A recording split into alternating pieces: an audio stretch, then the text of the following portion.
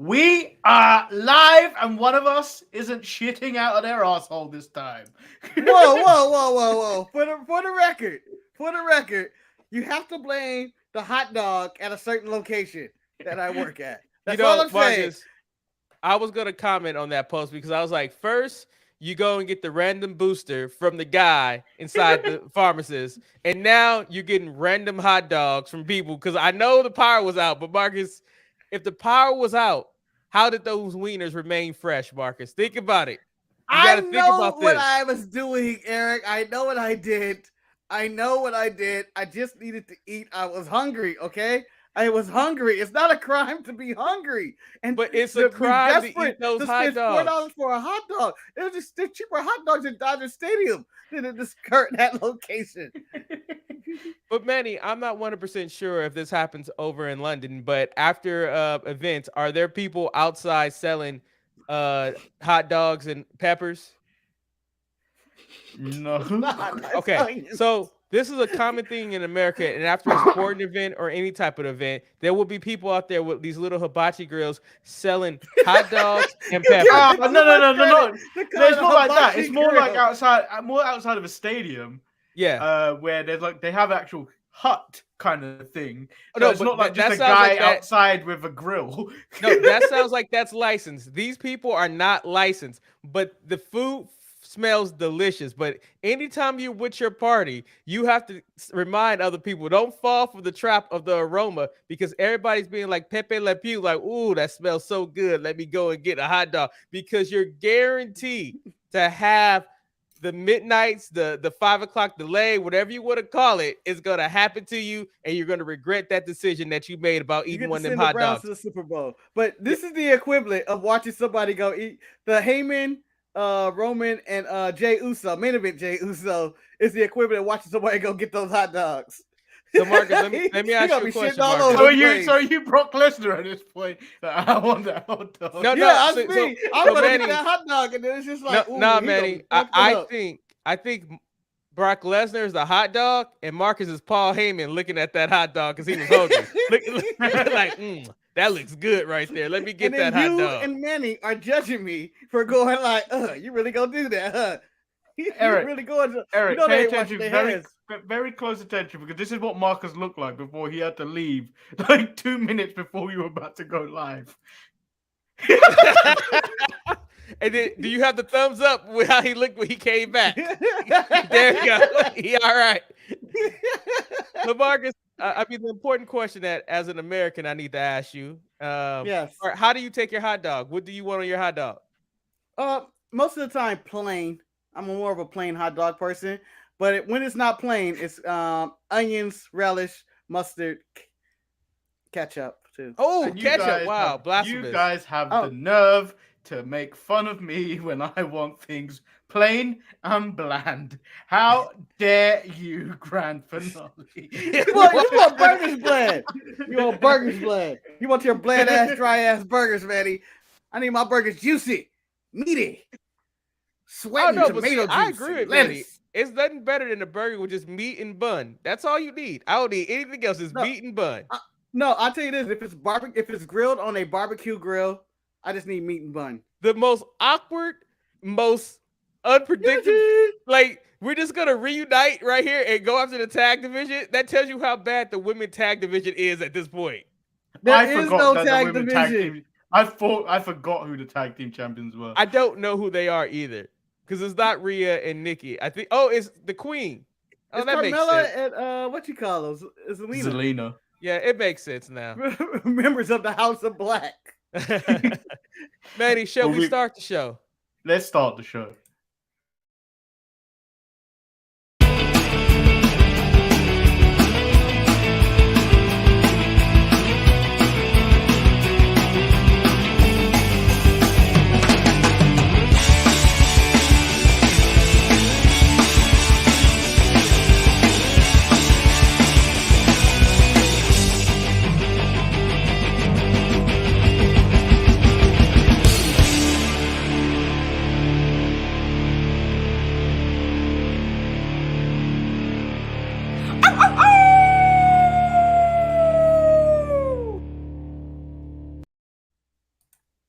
Welcome everybody to the Sharpshooters podcast on the Sharpshooters Network.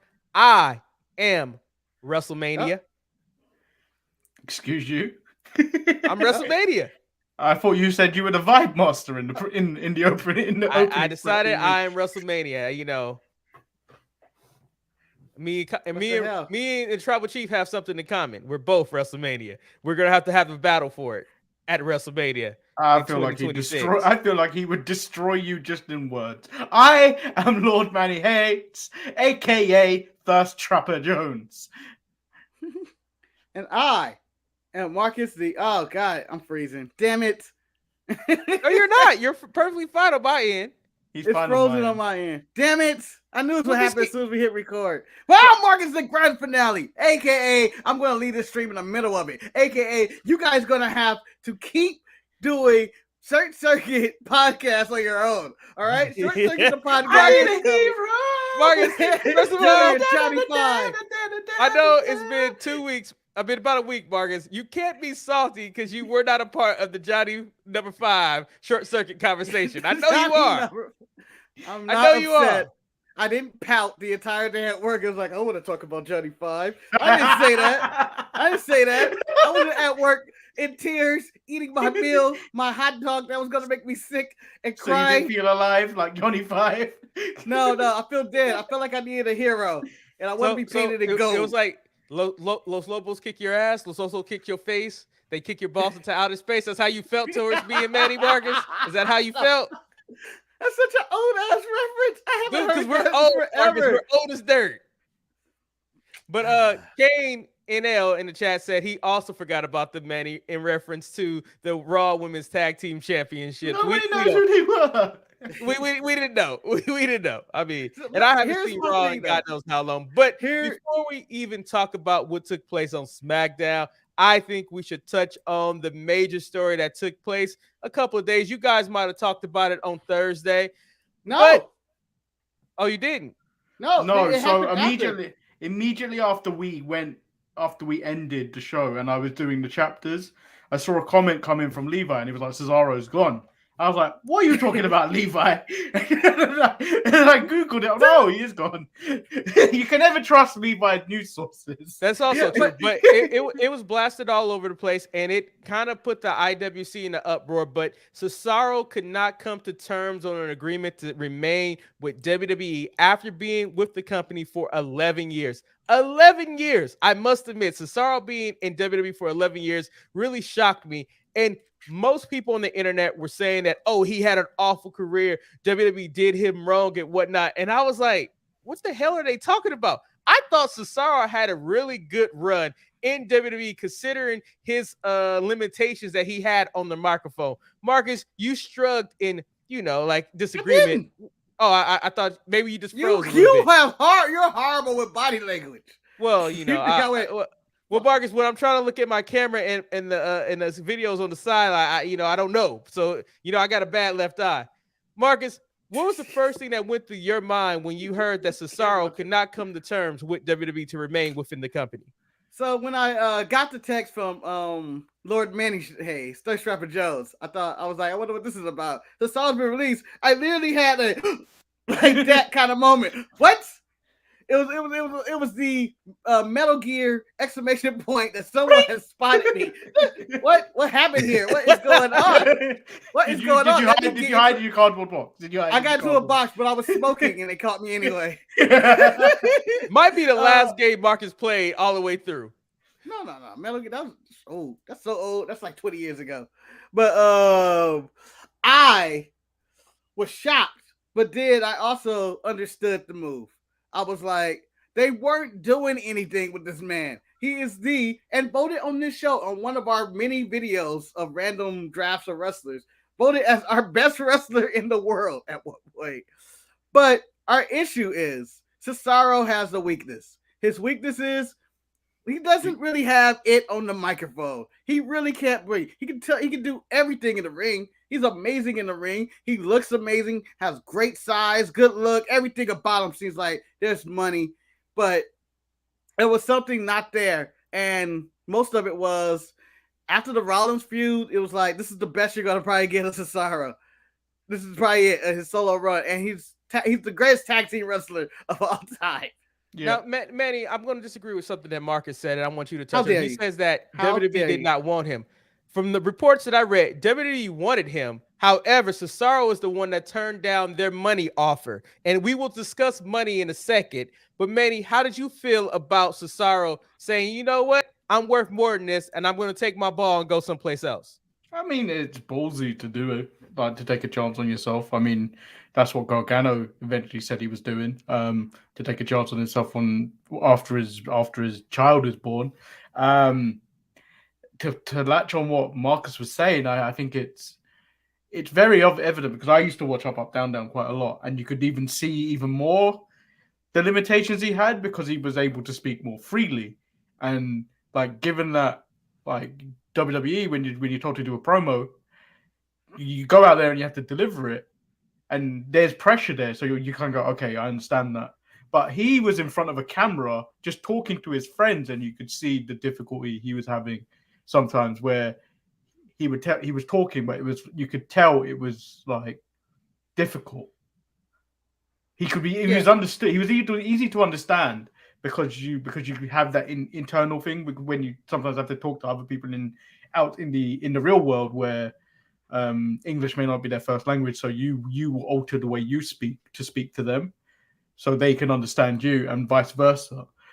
But when you watch him on Up, Down, Down, while you were able to understand him and you thought he was funny, that doesn't translate over to deliver me a promo and tell me why Brock Lesnar's a piece of shit. You know what I mean? It's not gonna work. And I totally agree with you. And I think the thing about Cesaro is that I think what Cesaro he is the best tag team partner you can have in any federation that you worked in. I mean, when he was a tag team partner with Chris Hero, they were a good tag team. Chris Hero did all the talking, and Cesaro was the muscle. When he was with TJ before the injury, great tag team right then and there. And then the bar, they set the bar. Sheamus had it.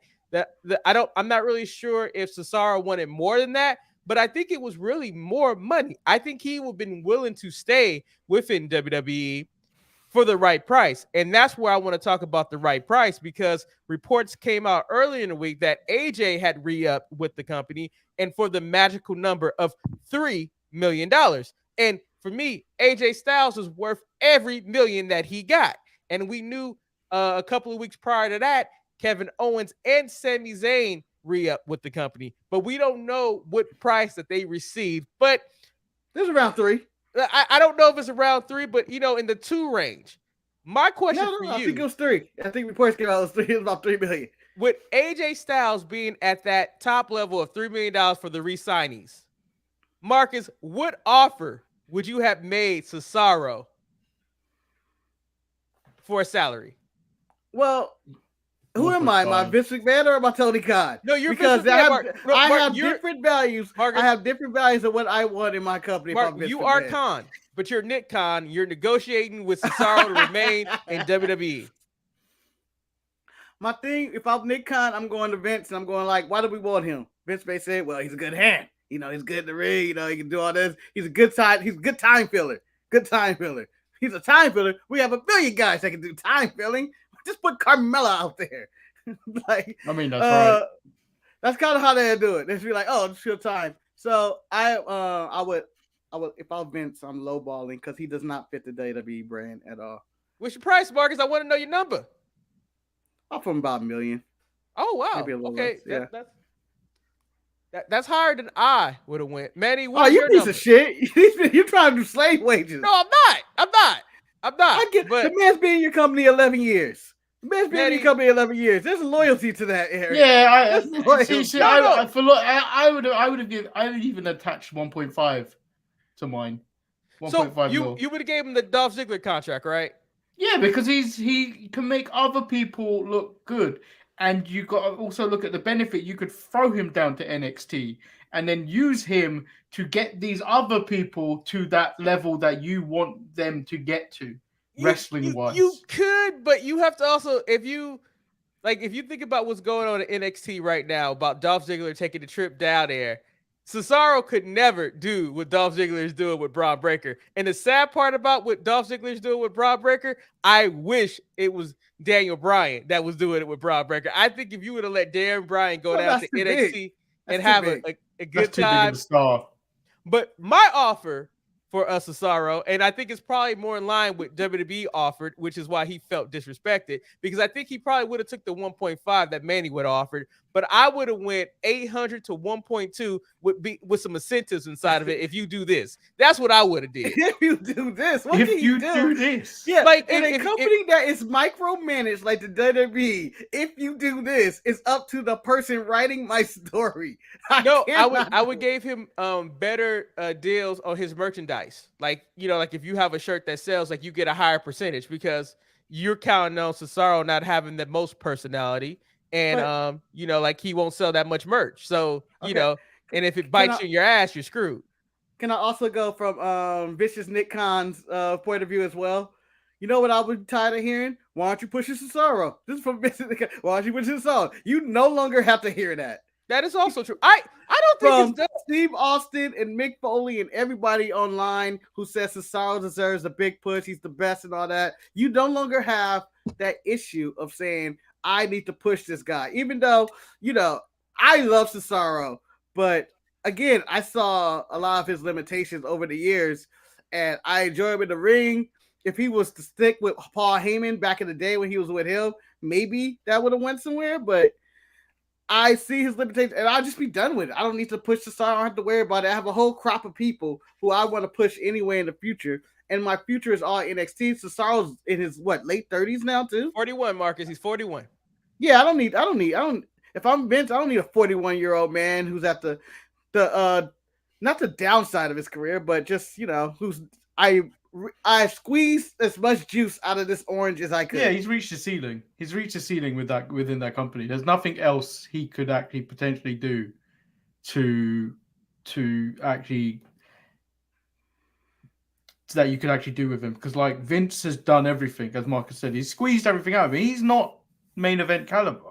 No, but the interesting thing about it, it's really amazing that Cesaro found his niche in WWE enough to where he remained in the company for 11 years despite his limitations, and he got something that a lot of people never get. He got a WrestleMania moment where he defeated Seth Rollins, which is a really big win, but it went nowhere afterwards. It's just because he doesn't have that next level, you know, that thing. So he got that feud with Roman as well. He got that feud with Roman, and that really shows his limitations. And then it became he hasn't signed, so we ain't going to really do anything with him. Well, I don't want to raise his stock till he signs. I mean, I would equate Cesaro to almost like he's an older version of Buddy Murphy or Buddy Matthews now. Like, great in the ring, great look, but after that point, I don't know what else I can do with him.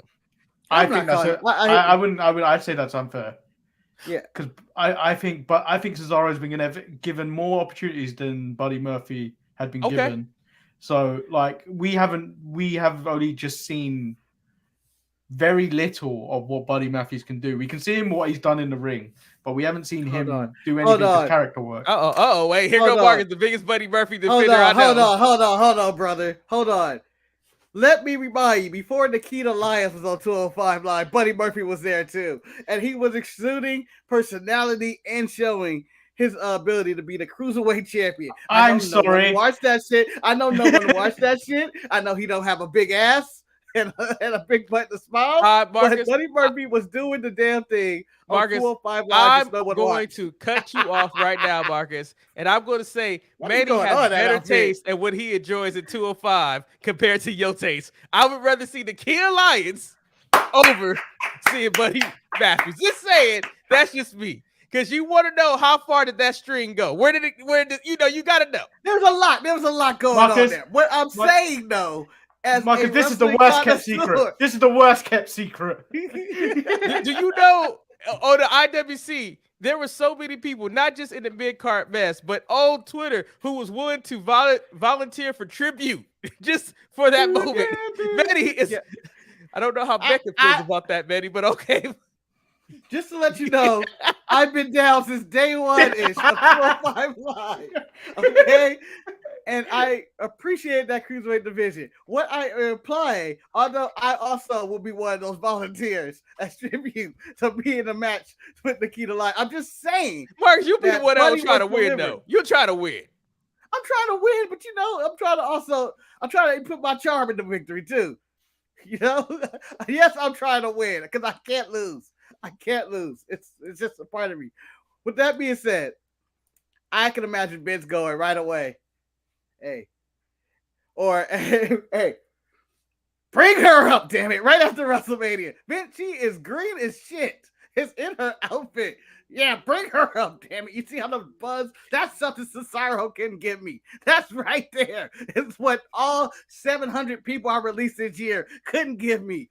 She just took the attention. And she didn't ask for it. She did on our smallest show and became the most talked about thing in wrestling for 24 hours or more. Manny became her Malcolm Bivens. Now, the question I want to point out what Maurice said on Thursday, which was, thank you, Lord Manny Hayes, for bringing her to the attention of the mid-card mess. So therefore, I'm her promoter.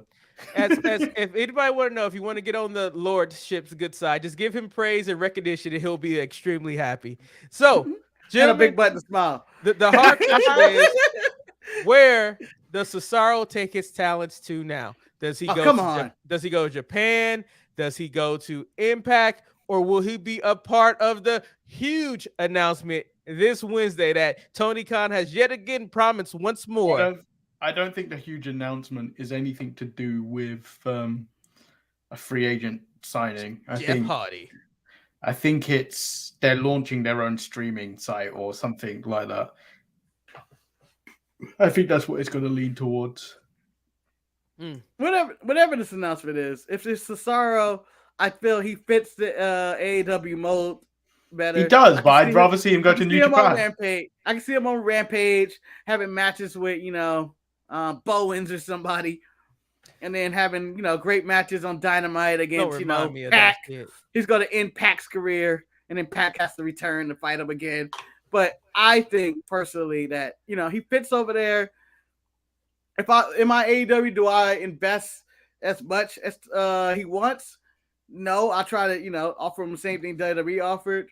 If he really wants to be champion or anything though, and really go aspiration, I would recommend Impact. But I mean, the thing about it, do you see any company that signs him becoming the A champion? And I'm not talking about the North American champion. I'm talking about the number one. I mean, yeah, he might be a better champion. He might be a better champion than Adam Page.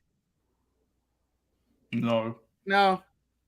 I can see two. I can see two places: Impact and NWA.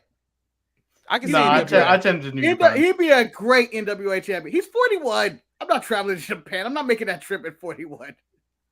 All right. So JK says, "Good morning, evening. Fuck Hulk Hogan and fuck it and fuck the IT department that won't fix Lord Thirst Trapper Microsoft Teams." Manny, I use Microsoft Teams for the first time. I think it's trash. What the fuck is Teams? Microsoft Teams is a piece of shit. It's like Skype, man. It's like so Microsoft saw all the traction that Zoom. What was the man? Can you put the spam up right now? Can you put the spam up right now? Let them know. Let them know. But that looks Russision. Yeah, hey, man, I mean, shout out to all the people in Ukraine, man. My thoughts and prayers are with Jesus you. Christ. Eric, why were you in World War III? I don't know, man. I don't. Okay, but what is he? A president or a prime minister of Ukraine doing the most baller shit? He's fighting. Yeah, that is some baller shit. I mean, because I don't know if you heard the story, Marcus. The Americans offered to get him out. He said, "Nah, dog, I'm gonna fight. Y'all can help me come and fight this motherfucker." Yep, this is reminiscent of my favorite president, Bill Pullman, Independence Day, when he decided to get into a jet and fight aliens. That is the boss shit I want. I can't imagine the last 4 presidents getting into anything and saying, "I'm fighting." In America. I'm just saying, Barack ain't doing it. Yeah, and also, I don't think sanctions are going to work. Sanctions is not going to stop Putin. I mean... Do you know what the problem with sanctions is? we're gonna do it. It's gonna fuck up their economy. But the moment we need them again, we're gonna come crawling back, and they're just gonna ignore the sanctions. Well, see, the problem is that, and I'm not the political expert. I don't know politics. I think the problem is not Russia. It's how does China feel about this situation? China's gonna be with them. Exactly, and that's the relationship they try to preserve right there. Because if China joins forces with Russia, the world is doomed. I know. It's bad. Well, did they have like a handshake meeting? Anyway, I know we're talking about doom and gloom, and we're the escapism that can be pro wrestling from the inevitable nuclear bomb that's going to go off. Oh, I hope it doesn't go off doing a podcast. I mean, we've been through earthquakes. I just don't want to be at work. I'm just saying. That just proves that Baron Corbin's end of days will remain undefeated. I hate myself for making that joke. I hate myself for making that joke. No one ever kicked out of End of Days. That's Manny. That's the flame comes toward Manny, and he closed his eyes. And his final words. Baron Corbin, no. Well, since Manny brought up the happy one, we might as well go into SmackDown. Manny, if you could put up the graphic. It started off with something that I didn't want, and Ronda Rousey does not do it for me. And her having a whole open segment, I was like, "Where's my tribal chief? I need him to open the segment." What the hell? You're I mean, Charlotte. It's true. Charlotte did her best to try to save this, but this was the first time that I really wanted to turn from because Ronda just doesn't do it for me. She needs to talk less and just being face most of the time. Manny, the opening segment. I mean, she's supposed to be pissed, right? Yeah. I got nothing from that. I just got a vision. She was supposed to be pissed. She was supposed to be pissed off, but she looked like, I don't want to be here. Why are you making me do this in front of these people? I don't want to be here. This is how I am in every party I get dragged to. And I have to interact with someone who's like, yes. No, this is, Manny, can I give an example? This is like you going to a party and you're going there because you're obligated to go, but you said that I'm just going to go stand in the corner by the snacks and be to myself, but then people keep walking up talking to you and you have to look like, why you keep talking to me? I don't even want to be here. I am going to disagree with you guys. Go ahead. I actually enjoyed the segment because it was also enjoyed Buddy Matthews on 205 Live. Just want to point that out too. You motherfucker, you. Buddy Matthews was great on 205 Live. Him and Mustafa Ali were great. Okay, they were great. Where are they now? Mustafa is still wrestling somewhere with his contract and trying to get out of it. That's the one hold he can't get out of, his contract with WWE. I enjoyed the segment. I thought it was the crowd seemed to love Ronda Rousey as much as you guys may hate her or not connect with her. I don't hate her. Seems to get behind her, and it was a very relatable story of why she's back. She has a good story, a reason to come back, because she really had no reason. As Cole goes over all her accolades. Hold on, how's this relatable to you? Huh? How's this relatable to you? It's not relatable to me. She was relatable to that crowd. I don't know. Being a mother who wants to continue the legacy of good mothers, as her mother got her PhD and won a championship as being a single mom or whatever. I don't know. But I thought that story told the good story as Charlotte comes out and she's completely entitled and angry and egomaniac and trying to take over the world in heels she can't walk in. That Marcus, you know are just destined to come off. Let me tell you something, brother. And like for me, this I understand you're trying to uplift Ronda and make this segment. I thought it was authentic. Worth something. But Marcus, when you had one of the most genuine and best promos I've heard in a long time take place on Dynamite, that baby said, "Man, I'm not." Am I comparing her to MJF or Paul Heyman or anything Marcus, like that? I'm saying she came up. That seemed like a real life interview. If you were to interview an athlete, can I get my point across? Like can I get my point across? Hold on. If you were to ask, thank you, Manny. Thank you. Don't give me no timeout.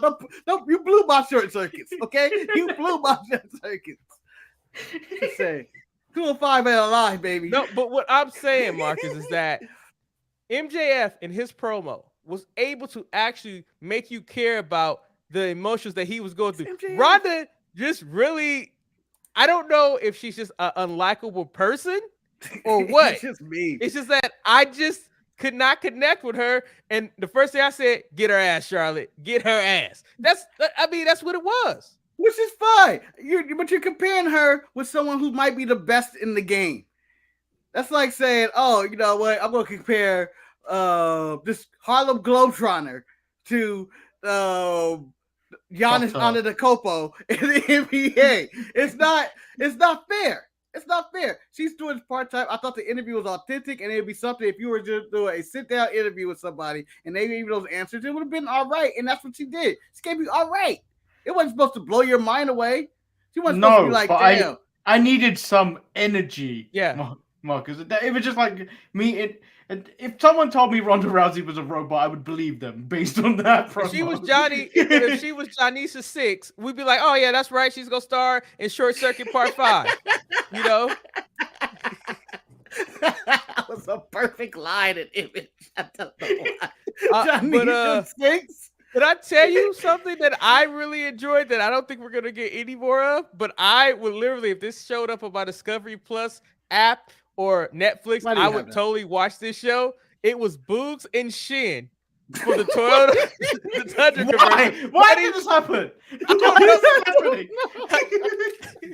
don't know if you got that commercial or not. No, I saw it on Instagram and I'm like, why did this happen? Boogs was asking the questions, and Betty was like, and Shin was like, yeah, on the island I surfed and I kayaked, and then they went kayaking. I was like, I need the outdoor show with Boogs and Shin. Marcus, you know you in agreement with me. Shut up, Eric. The entire time I was watching this, I was like, what the fuck? What the fuck? I thought it was a WWE package. Yeah, and they were doing this commercial, and I was like, what went into this decision? To say, you know who can sell a truck, right? Shinsuke Nakamura and Boogs. So they're going to sell the truck. This is my thinking in the morning. So when you're a man above, when you reach 30, you start having to get up in the middle of the night and go to the toilet. So you take your phone with you. When you reach 60, you wait to see what happens. You don't get up no more. You just go to the toilet where you at. So you start scrolling your phone, and then like, honey, I need breakfast. And then you just go, what did I miss on SmackDown? when last night I chose rest instead of staying up and watching this. I was like, it's 4 a.m. What the hell am I watching? This is nonsense, but I want more. The greatest thing, I lost my Intercontinental title. My next move, selling Toyotas. Dude, like literally, it was probably one of the most well-produced commercials I have seen. That literally, I think you could show that on football and people are like, oh, I'm interested. Because Boogs is a perfect host for this. I was like, that should have been a Super Bowl ad. That should have been a Super Bowl ad. And Shin, it's like the tandem that I did not know I needed. And guess what? Cesaro couldn't do that. And that's why Nakamura gets more money. I'm not going to take that away from Cesaro. I can feel Cesaro and Boogs going on a kayak together and him saying, yes, this is what I enjoy to do on my spare time. But I can see that happening as well. Anybody could do this commercial. I just thought the randomness of the choice of the commercials, like Boogs and Nakamura, sell me this car. And drive through all Northern California and sell me this car. If you haven't seen it, go source it out. It's the funniest shit ever. and a little bit of bittersweet news, though. I mean, it's clear and defined if you watch SmackDown that Big E is back relegated to the tag team division. I mean, he got the ATV birthday gift from Coffee. They went on to defeat Los Losterios, and then they had their interaction with Sheamus and Ridge Holland in the back. I don't doubt that Ridge Holland and Sheamus versus Kofi and Big E will be a very good tag match. But kickoff show. Is it bittersweet seeing Big E just back to where he started at? It's sad. Did you guys happen to catch the 3 black I know they are all not champions right now. It was 15 minutes. 15 minutes, that's all they got. Yeah, it was 15 minutes, interviewed by Byron Saxton. It was actually a really good interview. It's weird to see Bobby act normal and not the monster that I'm used to seeing on Raw where the veins are popping out and everything. But how they spoke about how when Kofi went, it'd be nice to see Montez not have to wait like 11 years like I did. And then wow, they called out Montez like right then and there, huh? Well, The Rock called out Montez. So The Rock. It's up for gate. Once The Rock says he's the next champion, it's over. And then Big E and then Bobby Lashley went down the route of why are we just focusing on black WWE champion? We need to normalize this and that we're just WWE champions who happen to be black. Where it makes me sad to see that what Big E was able to do outside WWE to promote essentially I'm a champion, look at me. Because you don't see Bobby Lashley do it. He may do it, but it's quite quiet. But you saw it with Big E. Big E was everywhere. And then the general uplift of people when they saw Big E, it was much like Kofi Mania. It's sad to see that he may never get that opportunity again. Because like Kofi's not got that opportunity. He may never get that opportunity again. And the thing about it though is that Big E was really good at the outside portion of it. Like inside the ring with the storylines and stuff, but like his radio appearances, like even when he was the Grand Marshal for NASCAR, he was really good at that part. I just don't understand what was the disconnect between his championship run and commitment. What happened? It was commitment to him now. They knew where they wanted to go for their WrestleMania match. And they wanted to change things up and give him the title and all, and he won Money in the Bank, but there was no real wiggle room because they knew what they wanted for their main event. We were always getting Roman and Brock. And that's what they knew that's what the issue was. It was like, I'm not committed to this champion because I know he's just going to hold it for a little bit. He's not going to WrestleMania. So even though he's doing a great job at what he's doing and being a top babyface, he also wasn't drawing either. It's not like Big E won the title and then everybody was like, let me watch his reign. No one honestly watched Raw. And they had a real reason to be like, okay, we can continue our plan with Roman and Brock or whatever route they were going to go, or Bobby or whatever injuries or COVID got in the way. So they had justifications to be like, he's not the guy. I jumped into the lumber chat real quick where I see where Levi states that Montez Ford ain't no champion. J. Caden says yes he is, and then Levi goes back and says he will be in AEW before he gets the title run. I don't think so. I think because A, they're not letting go Bianca, and B, Montez is a star once you figure out what you're gonna do with him. I mean, it's like you don't want to rush it, but you can see the writings on the wall. Like he's everything that they want Melo to be in NXT. Except with the height and the look and the athleticism. But Melo's just as athletic, I think. Yeah, but he's a little guy too. Like I don't think Melo's as athletic as Ford. I think Ford is probably. I think there's though I feel like Melo there's a ceiling. I think that ceiling like mid-tier title. I'm he might be a pack. I think Trick Williams, if he learns how to wrestle, I think he has a higher ceiling than Melo. Personally, for me. Oh, that's harsh. Wow. That's harsh. I would never do that. Wow. That's harsh. But wow. That's harsh because Bianca is far more talented than Sable will ever be. You got a point too. That's real. That's actually Bianca Belair has more talent in her little toe than Sable ever did. Bianca Belair has more thirst trapping cover photos than Sable. Sable only got one to my knowledge. On Raw's Retro, which airs on every Friday on the Sharp. Eric, I had to abstain a bit. I couldn't go full force with Sable. Yeah, it's every week. Yeah, you can use something every week with Sable. And just be like, here it is. And you can see Vince was strapping the rocket to Sable. Sable was in main event ending Raw segments all the time in the first few months of 98. And then when you watch those Raws, you see the reaction she get, and this was before the internet where women were just naked all the time. It's just like Sonny also got that reaction. Yeah. Oh, Sonny was on them drugs. But but back to the Montez thing now.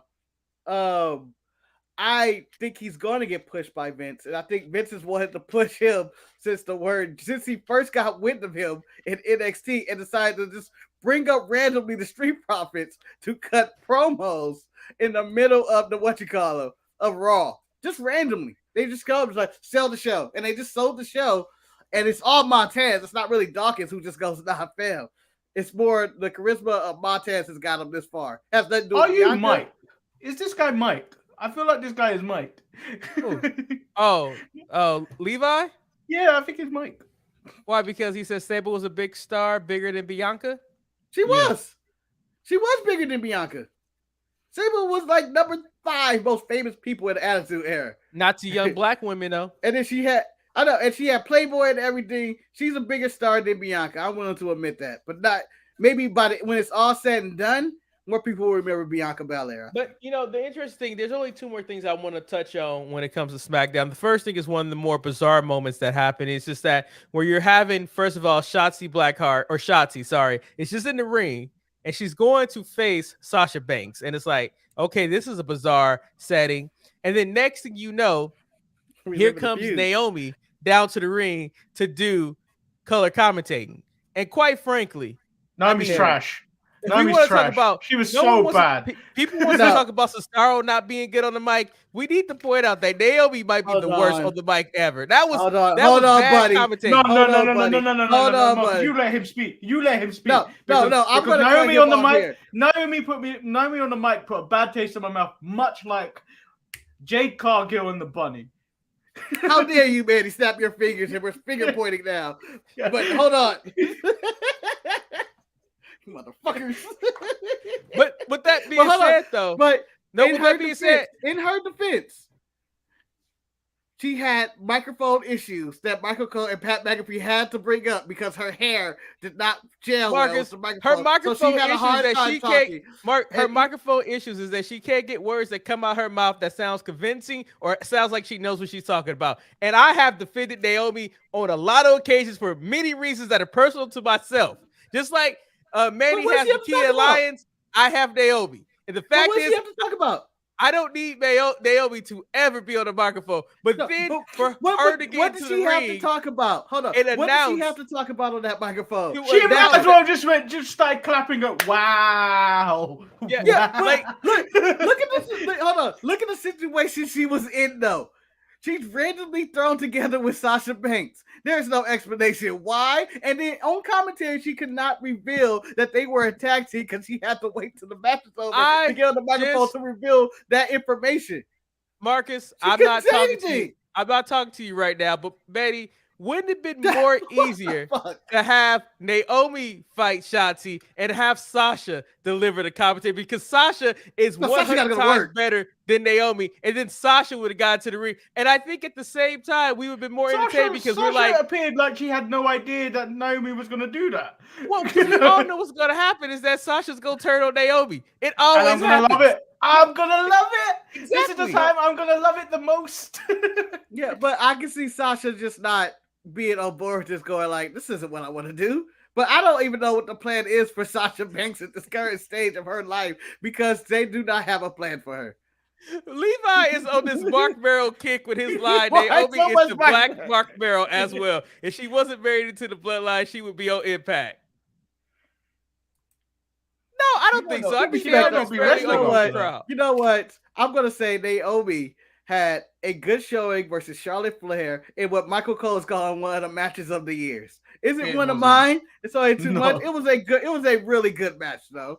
But I feel like she has a spot here in WWE. She has a spot there. So I'm gonna go out and say Doudrop versus Bianca Belair this week on Monday Night Raw was better than Charlotte and Naomi. Oh, I disagree. I disagree.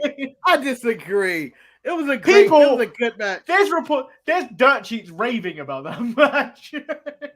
Yeah, but it's a good match. I'm gonna say that because we got Bianca and Doudrop for like the third or fourth time or whatnot. There's only so many times I can see her lift that woman up and slam her and people being shocked by it. It's only so many times. I did not see Raw this week, but for the wrestling that I saw this week, this was actually a really good wrestling week for me. I enjoyed every show that I watched. I was shocked. Every show was the only miss was that women's match on Dynamite. That was the only miss this week. Well, you kind of knew what to expect with that match, though. It's like bathroom break. No disrespect to the participants, but okay. Go ahead. Go get. No, because we can go to the other place. Let's just finish SmackDown because we had our contract signing. I don't want to forget my question. Go Marcus, ask the question, and then I'll table that question. Ask the question. The question is, Manny, what did you hate more, the Jade Cargill match or the Cora Jade Raquel Gonzalez segment? Now, Manny, we're gonna table that. Why did you ask me that on Thursday? I don't understand why you did it right now. I just thought of it right now, man. I just thought of it right now. I'm only human. Okay. Let's finish SmackDown because we have to just get through the contract signing because I don't need to mention Happy Corbin and Drew McIntyre. And so we found out in this contract signing that Roman Reigns is probably one of the most keen investors in the game because he owns everything. He owned the announce table. He owned the contract table. He owned the security. That was his camera. I mean, he decided to throw a tantrum and point out all the shit that was his. Marcus, you have experience in throwing these types of tantrums when you claim your shit. Did you see yourself in the ring as Roman was letting everybody know what was his?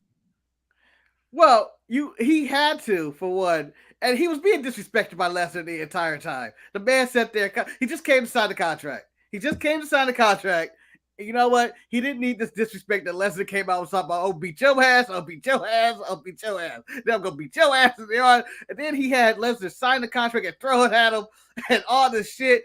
Lesnar was talking a lot of shit, and Tribal Chief was just trying to keep his cool because he wanted to save the money for WrestleMania. But Lesnar kept pushing his buttons, and so he had to let all that out. He had to let the world know in passionate form that he owns all of this, that he is WrestleMania.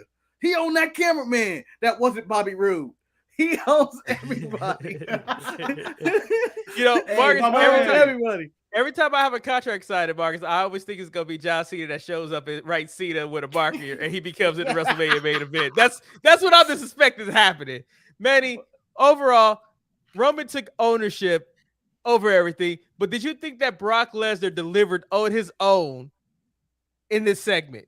Yeah, he 100% did. I think he managed to do what Paul Heyman did for him without Paul Heyman, and I was just like, why did you need Paul Heyman all this time? But I'm like Mark. I agree with Marcus as well. In certain situations, I'm quite patient with people. You throw something at me, I'm flipping the table. Well, let's talk about Brock and his flippage of the table. Rampage. Let me tell you something. No, I didn't even care about the flipping of the table. It's the fact that he threw a chair, an office chair at someone, and he took it. Manny, let me tell you something. Like, I don't know what the medical bills for the developmental security staff that was in the ring with Brock Lesnar, but there was a couple of shots. The chair shot being the one that I was like, oh my God, he's going to be hurt for a while. Well, he hit the kids with the table, but shout out to the dude that got hit with the chair, because even though he got hit with the chair, he knew he needed to move that microphone out the way because that guy was going to take that F5, and you shouldn't land on the microphone on an F5. So I enjoyed a lot of what took place in the final segments, and I thought that the lack of energy that I got from the beginning of the show, it ended really well in SmackDown for me, and it left me like, you know what? I can't wait for these guys to clash with each other. I'm upset. This honestly sold me WrestleMania for whatever reasons. I don't know why this episode. This definitely was. This should have been the last SmackDown before WrestleMania because that's all I needed. Because I remember being hyped for Roman versus Braun Strowman when Braun threw a chair at him. And cleaned him out. I mean, because you it's clear that you have two different people. You have the animalistic Brock Lesnar. He's just he's an uncaged, unhinged beast. That's what he is. And then you have the tribal chief who is about making important decisions of where he's going to invest his money in next to. And at the point, the beast crossed the line when he threw the contract at him. However, you know, he kept his cool. He got outside the ring. He let everybody know that he is the man. And then he hired the security that got their ass kicked. I mean, it was what it was. Unfortunately, I enjoyed this ass kicking. We enjoyed it, but apparently Levi did not have the best week in pro wrestling. He is the opposite of me. He didn't like any show. NXT looked like an indie federation. AEW turned me off after the Battle Royal, and Raw is Raw. And he then goes on to say, is this year's Mania main event the most boring in years? I'm more interested in Cody versus Edge. Now, guys, I have not watched any Raw. Is the talk Cody versus Edge? Because I thought all the talk was AJ Styles versus Edge, which is what I'm interested like it was in. AJ and Edge. He said phenomenal. He did say phenomenal. But like Miz and Edge did make reference to the dash. Yeah, I heard about Miz and his distinguished tag partner. Well, no, it was a bunch of stuff that seems like they were alluding to. This could possibly be Cody coming out in every different segment on Monday Night Raw. Whether it was pre-saying, I challenge anybody that think they can handle me. And I was like, oh, wait, he's the United States champion. Cody calls himself the American Nightmare, or he may go be the American Dream. If we're poking dogs to the ring, who knows? He could be his challenger. Nope, here comes Finn Balor. Tommaso Ciampa, I have a mystery partner. Oh, it's Finn Balor. Oh, Miz is talking about I have a tag mystery partner. Who could this be? He's dashing. Oh, no, it's Logan Paul.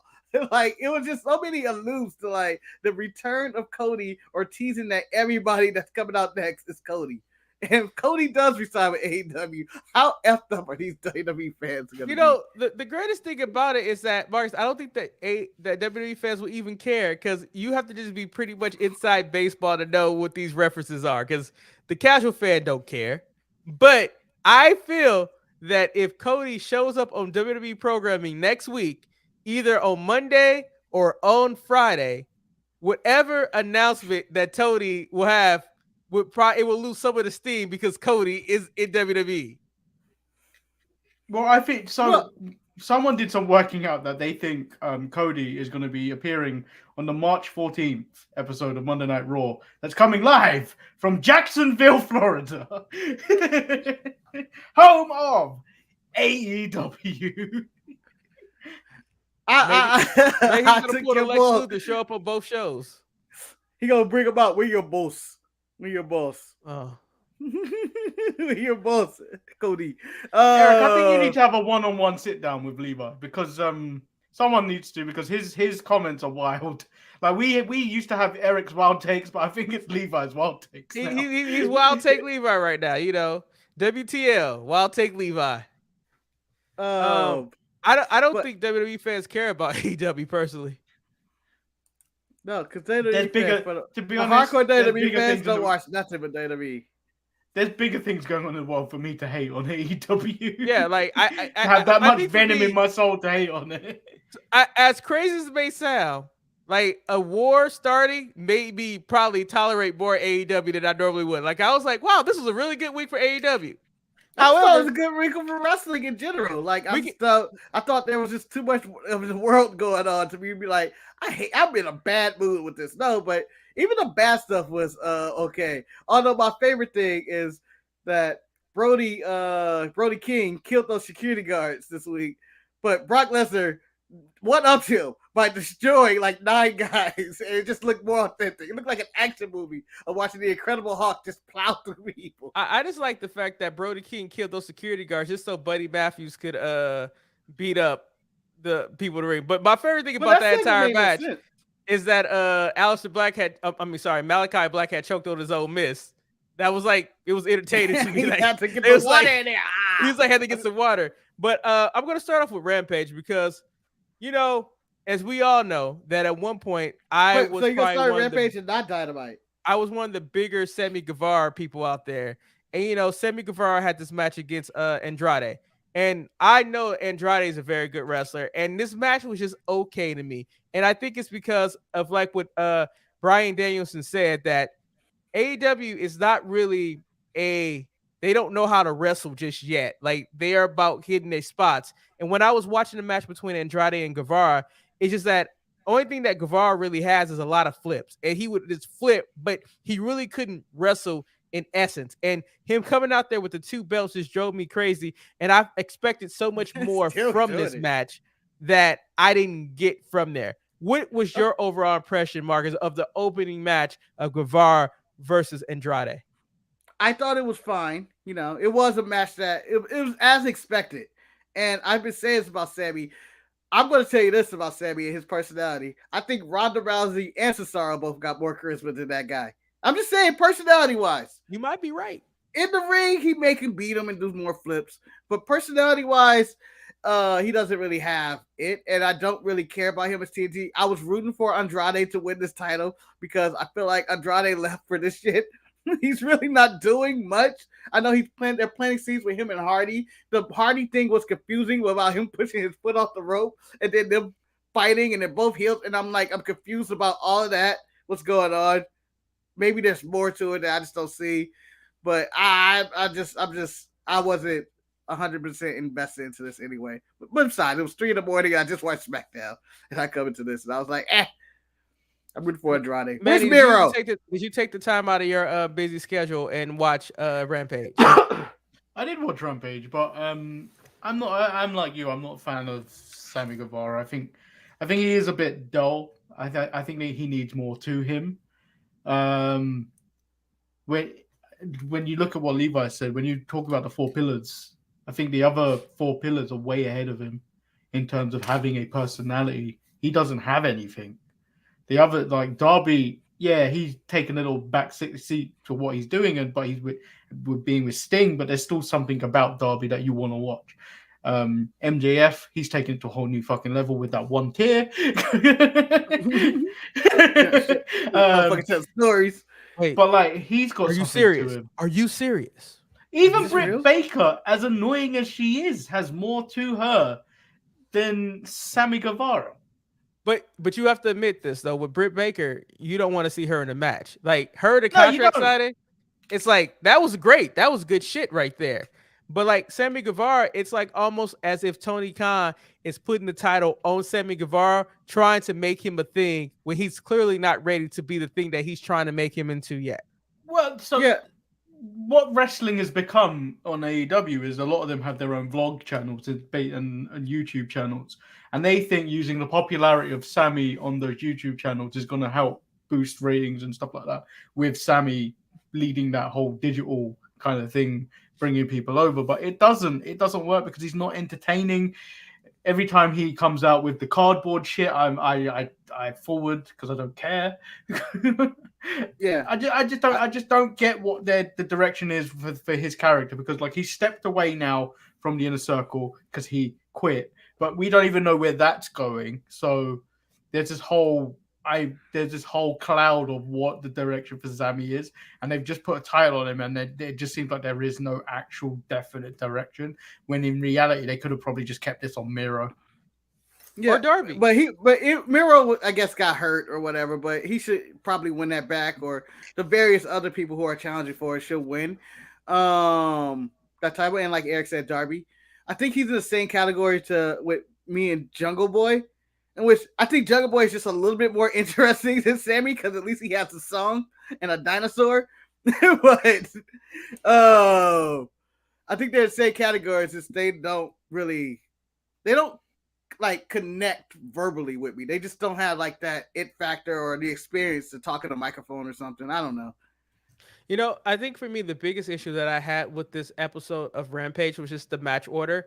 I would have really preferred for the Andrade Sammy Guevara match to end the show, because I thought that Bowens versus Orange Cassidy was a fine match, and I was disappointed that Bowens did not get the win, but understanding that they can't have that many people of color into that title match, you just can't do that. It would just break up the dynamics to have someone else win. I asked Betty on the Thursday show, it's the Face of the Revolution match races, in which they're talking about Revolution and throwing all the black wrestlers in there. Yes, Yeah, but what are you gonna do, Marcus, if one of them, because it's not in Black History Month that Revolution is happening. So so what if Wardlow wins? Is this racist? Because it's still a lose-lose situation. I don't think it's racist. When I looked at the group of people, I was like, I would pick Wardlow to win. I mean, I'm not the biggest fan of the Powerbomb Symphony, but I'm not a big fan of Sean Spears either, and I just can't wait to see his ass get powerbombed. Like, it's like one of those things. And let me just tell you, Nick Comoroto, whatever his name is, versus Wardlow was probably the most meat match AEW has had in a long time, and I was in for it. I mean, I thought they actually did a fairly good job in the match in the time that they had. Also, I want to point out, I agree with Levi about this. Sammy Guevara heel. He's probably a better heel than he is a face, if he is even trying to be a face. Yeah. Let me ask you a question. Danhausen, what's going on with this? I don't know. And they won't explain anything. Is he still hurt? Because I know he broke his leg. He hurt his leg. Broke his leg. What, in the arm? No, his leg. His leg. His leg. Is he still injured? I don't know what's going on with this. He's just living underneath this ring for all we know now. And they never say anything about he doesn't get backstage packages. They haven't introduced Danhausen really to the masses. It's only, do you know who Danhausen is? Yes. Do you understand what's going on here? No. You know, shout out to Max Caster pointing out that best friends ain't got no black friends. And I can't stand Willer Yuta. I'm with you now, Marcus. I hate that dude. I don't know why. I just don't like him now. No. When you say that they have no black friends, you cannot also go on the mic and say "word to your mother." Well, yes, yes. You just can't. No, because it made it even seem more worse with Orange. I was like, yeah, I don't think this went over as well, and I think that goes back into like interview that I saw read some things from when Rusev was talking about how he enjoyed the freedom that I'm sorry, Miro enjoyed the freedom that he has by being in AEW. And it kind of, in some ways, contradicted what Bryan Danielson said, that we need to have more discipline in there. And the thing about Bryan Danielson is, I don't know if that was more in character or more tongue-in-cheek as compared to what Miro said about freedom. I think for me in AEW, it's a little bit too much freedom because I don't think they have a clear direction. And I think Danhausen is one of those things that I literally don't know what's going on. Like, he's coming out there cursing people, but what really comes of it? And then he's just a meme. He's just a meme. Like what Levi's overanalyzed things I said. No, but it's true. This is exactly what you said, and I agree. He's there because of internet popularity, and Tony thinks that's what's gonna draw in the Bucks. The same reason Orange Cassidy keeps getting placed in the matches, even into the big matches in the face of Revolution. I would have rather used one of their like 900 other wrestlers that they have on their roster. Why isn't Andrade in the face of Revolution match? Like, I feel like that would work better. I don't know if they still have spots open, but he would be great. I asked this question to Marcus on Thursday. Oh, I look forward to hearing questions I've been asked. Bryan Danielson's comments were quite similar to Brock Lesnar's comments on the Pat McAfee show. What are your thoughts on that? Because like Brock Lesnar took a lot of heat when he said that. And then everyone seemed to be like understand when Bryan Danielson said it. I don't remember exactly what Brock comments were, but I know somebody put asses in seats. Step up. Stop looking at your next spot and learn how to become a character. When I read him, I agreed with him, and then Bryan Danielson said the same thing, and I think that is just the whole culture that's in AEW is completely different from a lot of places. It's just that it's not just AEW; it's all wrestling. Well, it is kind of all wrestling. No, I think Impact. If people watch it, Impact is trying to tell more stories with their little invasion from the Ring of Honor of the Fallen of Honor. They're trying to do a merger of what takes place in WWE and in AEW, but in AEW, you kind of can script what the match is going to be. Flip, flip, die, flip, flip, flip, pin, referee spot, flip, flip, flip. At the end of the day, that type of instantaneous booking is not going to give you the longevity that you need, because once the flips are over, what else do I have to live with? You know, and that's it's only so many times you can go see Circus Soleil before you go like, I've seen them flip before. Yeah, it's like, oh, I've seen this show. Like, what you're gonna do for me now? And like when you go into Dynamite does some things that I just don't quite understand, because although the battle royal for the tag team championship match was an okay battle royal, the fact that you have a ranking system I don't know why we have a battle royal to begin with. But two of them. Yeah, two back-to-back weeks, like the same tag teams. Like, I don't know what we're really doing here. And then, like, it's sometimes when AEW does stuff, they do stuff right. Like, I thought the MJF CM Punk segment was perfect. Like, because like literally last week when CM Punk said that to MJF about like, oh, that was like the best day of your life and that was just another Sunday. That was like one of the most heelish things that you can say, but he's still supposed to be the perceived good guy in the situation. This week, it was a positional switch that you don't know, but literally MJF painted Punk as to being the heel in this situation. And it was done so elegantly and so smooth that when Punk even came down there and he realized that he was a bad dude, is this true? Is this true? And single tier MJF was like, yes, and he got out the ring. And it's like, damn, this is a work, but like I'm involved in this one. I can't wait to see when this snake in the grass goes and strikes CM Punk down. Like, it's like I was so like, invested into that segment. It reminded me. Oh, go ahead. Do you know when Eric just retold that is it true? Is it true? I just did not. I could only picture Dominic questioning Rey Mysterio. Yes. if Eddie Guerrero was his father. Is it true, Dad? Is it true?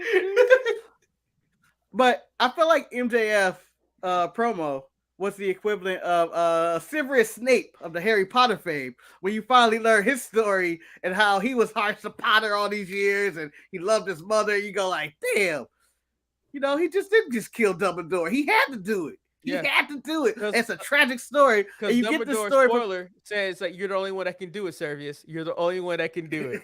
And I was like, shit. Everybody in the fucking world has seen or read. I'm just saying, like, that's what this felt like. And then, you know, MJF is going to come back after he beats Punk and brag about how he tricked him to, you know, suckering him in or something like that. I don't know what his game is. Or we could just be in, like Eric suggested, maybe it's a double switch. CM Punk is being an asshole right now. And MJF can actually turn face in the middle of this, and they do a double turn. And, you know, how CM Punk's been ripping off a lot of Bret Hart matches or homages or whatever. Maybe he's planning on doing a double switch in which he's the heel and they turn MJF face, which would be a curveball into everything. So, Manny, going back to Marcus' question. I wouldn't do it, though. He posed earlier. Jake versus the Bunny or Cora Jade and Raquel training in the obstacle course of Forest. Which one did you hate more? Jade versus the Bunny. Because it was all bad, including, what's her name? Aubrey. Tay Conti running down the ring. Aubrey with the "You're out!" Yeah. Twice. She did it twice. She could have just done it for both of them, but no, she had to do it twice for both of them. It was ridiculous. I hated that. That was the worst thing this week. Marcus, and then Naomi commentary. I think Marcus only hate Cora Jade and Raquel because he knows he can't do what they were doing. It. Oh, you loved it. I didn't love it. Hold on, wait a minute. I thought it was a necessary evil for the show. I didn't have an opinion on it. Manny hated that segment, said it's not funny. I hate them both, and they shouldn't be on TV or something like that. He went on a nice rant, and I was like comparing the two Jades, a Cora Jade and a Jade Cargill. And that's where that question came from. No, because the whole Cora Jade thing with Raquel. I told Marcus I think it'd be more funnier if those segments happened if it was Riddle and Randy Orton. Yeah, that's true. Yeah. You know, the thing that NXT did for me this week, and I don't know. Are we done with Dynamite? No, we can go back because this isn't the 15-minute recap. We probably should just make a little time clock that says 15-minute recap with Eric. NXT. Yeah, but you can't just jump around from place to place. You need to stick in that. You need a 15-minute block. You can't just jump from place to place. Do you guys have questions for me about AEW that I have not spoke of before I go talk about NXT? Well, the whole Daniel Garcia, Brian Danielson, and John Moxley situation. I feel like when AEW is on, like with MJF and Punk or Danielson and Garcia and the Mox storyline, how they're slow rolling that out, and little stuff here and there. And I even have questions about Penta for you. But when they are on, it is the best on the round. But there's not enough of these segments where it's just so serious and so good. Where you just be like, I'm enthralled in this. Daniel Garcia versus Bryan Danielson was probably one of the more entertaining things that they did because it was completely different from whatever AEW has been doing. And then it kind of made me understand why Daniel Garcia is like touted as like that next prospect, because he really held his own against Bryan Danielson in that ring. I was more upset with 2.0 because this is where they got really good at storytelling, is that Bryan Danielson was about to extend his grand plan and invite Daniel Garcia to come learn with him and Jon Moxley on their new revelation. But 2.0 wasn't going to let their bread and butter get away. And then next, shit about their trading. Because they're claiming to trade Daniel Garcia. And he's like, how dare you? They talk shit about what we did. Yeah. You don't need to be traded by those losers. And then next thing you know, Mox comes out and they make the save. And then it goes into like, we can't be together till we share blood with each other. And now we're going to fight each other at Revelation. And then like, for those smarks that tried to bring up Revelation, whatever it is. For those smarks that tried to bring up, like, compared Bryan Danielson and Jon Moxley into what happened to them in WWE when he was dressed as a Mountie, and like y'all need to go fuck off someplace. Really, you like stop comparing shit and just enjoy it. God damn it. Yeah, don't upset the man that has one stock in WWE. Goddamn, one share soon to be recognized as a 2 shareholder. Soon, because I am a grizzled young stockholder. Young. No, that right there took a lot of my heart right there to say that. I gotta calm down. I have a question also. A moment that I thought was cool but also hilarious and sad at the same time. Penta El Zero with I enjoyed Penta's part into this. Penta was fine. The translator, Eric. Is it the vampire shovel? Is it the vampire shovel? That's when things go wrong. When he is a druid trying to get stage time, or he's an angry person whose mom got him a Halloween costume that he didn't thought it was this. Marcus, he had to get his minutes. He had to get his minutes, and he had to get his minutes.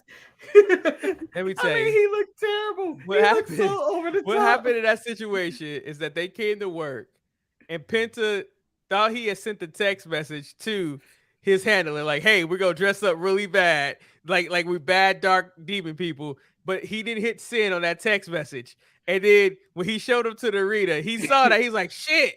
And they went to Dollar Tree and they tried to make the best of the situation that they could. Marcus, that took us back to when we had to dress up with sheets and capes for Halloween because we had no money. That's what that was right there. Or when mom would just randomly put random lipstick on you and say, this is a Halloween costume, and draw it on you. Like, this is your costume. This is your costume. Yeah. You saw my makeup kit, and you kind of look like a demon, dripping blood. I'm like, maybe that's why I've always had issues with Halloween. Maybe no. Yeah, we're too poor for Halloween. I don't know. I mean, but I died when you read vampire books. Because that's not Halloween, man. It's all in that same venom. That's if you wanted to dress up, that's a lifestyle. If you said you wanted to dress up as one of the characters in that book, those book series of books you're reading at Halloween, we wouldn't look at any further. We'd probably laugh. But if I showed up on the show dressed in leather and chains on Pay Tuesday, you guys would lose your mind. I guess I mean, if you turn up in leather and chains, we're forgetting about what me and Marcus are doing, and you're full like this.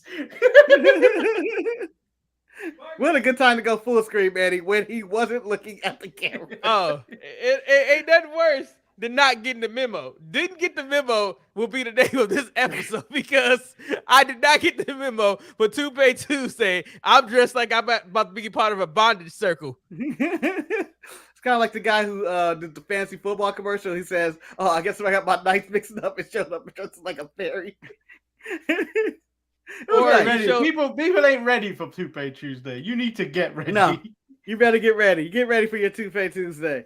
Where I'm not gonna wear one, Manny just gonna be on here in the toupee. I'll be like, you can't do that to me. You forgot Pay Tuesday. No, I didn't. First of all, Manny, there is a pre-show. Unless you guys go in there with no pre-show, you just show up. Yeah, I'll show up late that day. I considered getting myself a toupee or something to show up on Toupee Tuesday. All right. So, my other thing about this segment was the Buddy Matthews debut. They need to stop adding people in this company. That's all I'm saying. Just stop adding people and work with what you got for right now. There's just too many people just randomly being added. And I see how Buddy Matthews fit with the Aleister Black or Malachi Black in the House of Black. That's fine. Whatever. Just stop depending so much on surprises or who's going to show up next. Because eventually you're not going to have anybody show up, and that's the audience is going to drop. My big issue I have with the Buddy Matthews debut was the fact that the announcers kept alluding to the history that him and Malachi Black had with each other. A history that I might be aware of, but I don't remember. And the problem is that they kept talking about, the history. This is like the fact that that next week on Dynamite, you're not going to get any explanation of why Matthews is part of House of Black or anything like that. It's just going to be like left in limbo for you to figure out. Should I give him the eye test? Hold on. Before you do that, I want to also point out this segment made no sense. And if I'm going to kill you with a shovel, he was about to kill a man with that shovel or do something or destroy his larynx forever. I don't know what his intentions were. But Buddy Murphy comes out in the middle of that. Aleister Black pretends to be scared. Then they attack him. Marcus, again. The fact like, is, none of the segment made any sense. How did they come up with the plan? Did they know that he was going to dress up as a bad vampire with a shovel? Like, did they steal his original outfit? I don't know. Is the House of Black playing locker room games? Did somebody shit in the bag of the interpreter for Penta and made him go to the Dollar Tree? There's questions we will never get answered. No, my main question, though, was for this segment. Brody King takes out security guards who are running to make the save. They rarely do this. But lucky for Brody that all the security guards didn't come out because they had to save the other guys for Jericho. Yeah. And Eddie Kingston. If you want to talk about a segment that I hated worse than Ronda Rousey, it had to be Jericho and Eddie Kingston. How dare you talk about purple shoes like that? Come on, JR brought the commentary that only you would bring to the show. Jericho's in purple shoes. That's a bad man there, man. In purple shoes. And I died laughing because I was like, why is Jim Ross doing something I would So the thing about it is just that, like, who's fed up with the show, by the way? Huh? Jim Ross was fed up with this shit. Yeah, I mean, because there are unnecessary shots at WWE, but I understand that their fan base really enjoys that. Then you had to talk about Eddie Kingston's career impact and whatnot, and I just didn't care. I don't want to see Kingston versus Jericho. It's not something that makes me like, yeah, I need to see this. Like, no. Yeah, I agree. But due to the time constraints, I think we should move on because we were gonna touch on Dynamite. I think we just rubbed all over his belly and cuddled with it. It's only a few things that I want to say about NXT. And what I liked about NXT is I thought that they were doing a very good job of promoting stars or putting people in positions where they didn't get attention. Because, like, for example, I thought Lash Legend looked like a star. If she could ever figure out how to wrestle, like that, the look that she has. It's like she's an imposing figure, but she has to figure out how to wrestle. I also feel the same about Trick Williams. I think Trick has gotten better in the ring. He still has far to go, but still, it was like, oh, this is nice. And then the most telling sign that I really appreciated, and they even made it into your possible thumbnails for the show on Thursday, was the Toxic Lounge. Like, For a change, although Manny used the lounge for evil, but they finally put JCJ in the middle. How dare you claim I used the Toxic Lounge for evil? Manny, you put your logo on top of her face. Because Marcus asked for it. I just want to make sure history is correct, okay? I just want to make sure history is correct. That when they get called up to the main roster, one will go to SmackDown, one will go to Raw, and one will be Witchwell in their future endeavors. And you know who it is, and I'm just putting the image right there. And then they're going to reunite Toxic Attraction randomly to win those useless tag team titles. And you know who the tag team champion is going to be? Mandy and Gigi. You know, the sad part about it, I find Mandy the least attractive of the trio. It goes Gigi, JJ, and then Mandy. That's fool. But I thought the fact that they let They let JJ be in the middle. They let JJ do a lot of the talking. You call it like, JJ now? Yeah, I'm on good terms with her, man. JCJ, man. You know, I was like, oh, go ahead, do your thing, girl, do your thing. I also can say, for whatever reason, I enjoyed them trying to do the dating app for Jensen. Oh, I hated this. Where the girl was like, I hated this so much. I like stupid stuff. Where the girl's like, you can just put your picture on there. So I'm trying to figure out, what is his tag team partner's ulterior motive? What is he trying to do? Because he didn't have to do that. He's fucking with him. He's trolling. Why he fucking with that dude? All right. And then, so, you know, the same reason Marcus decided to make this. Here we go. Yeah, I know. I look good though. I got paid though. It's still not as bad as Potato Head here. Yeah, I'm trying to find it here. Or that. I don't know why he has so much sass as well with Bobby Lashley's arms folded. I don't know either. It's frustration, okay? It's frustration. No, but overall, I really enjoyed what NXT had to offer me. And Tommaso Ciampa, if you could put Ciampa's body on Adam Cole, man, we have a different thing. But I'm pretty sure Adam Cole ain't in the back doing deadlifts like Ciampa was doing. Oh. So you trying to say Adam Cole could benefit from Ciampa's body, not Ciampa could? Hands down. But you know what? I think that's enough because I do have an email that I need to read, so I need to pull that up. So unless you have any more direct questions while I get the email, Marcus or Manny, let me get that. You don't want to talk about the Persia Peralta? Stand Persia Peralta, man. You know I can't. But hold on.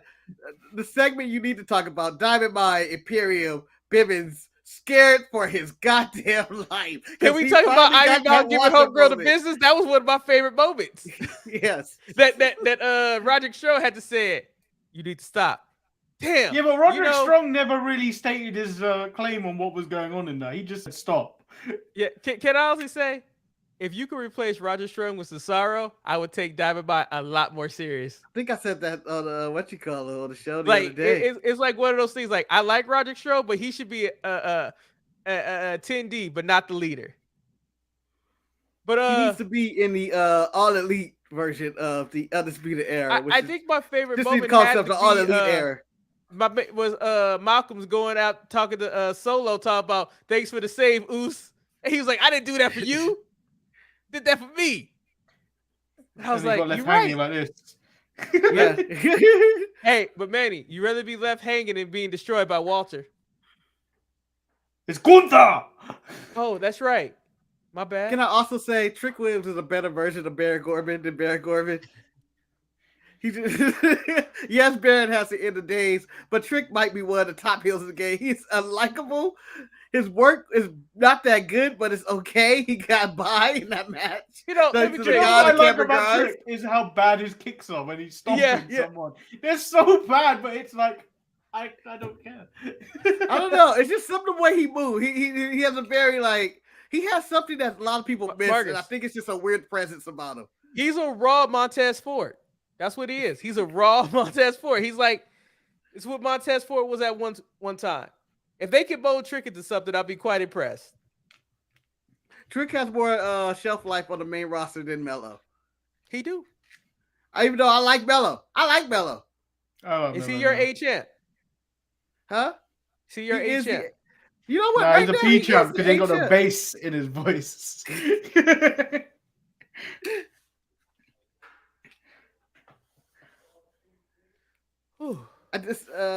Wes is in the chat with a hot take.